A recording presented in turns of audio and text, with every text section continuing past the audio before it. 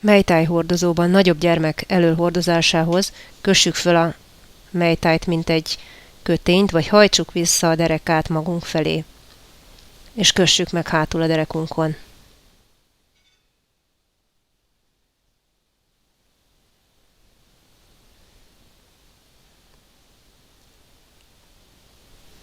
Utána emeljük fel a babánkat, vegyük magunkhoz előre, a lábait helyezzük terpesztartásba, a hordozót pedig a lábai között emeljük fel, simítsuk fel a hátára, majd az egyik pántot a vállunkon lógassuk hátrafelé, utána a másik vállpántot is ugyanígy a vállunkon lógassuk hátrafelé.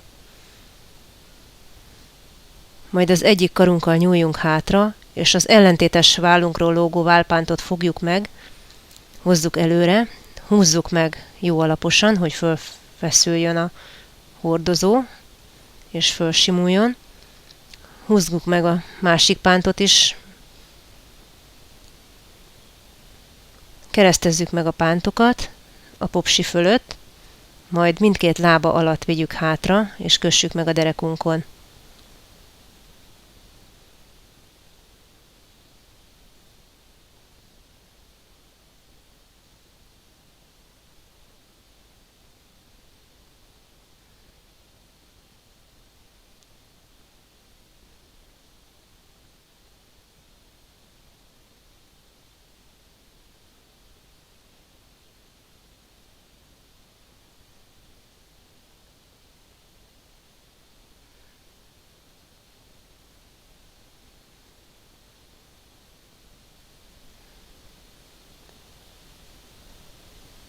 Kivenni úgy tudjuk a gyermeket a hordozóból, hogyha hátul kikötjük a pántokat, a lábai közül kifűzzük a keresztezett pántokat, majd lehajtjuk a hordozót elől, és kiemeljük, letesszük a gyermeket.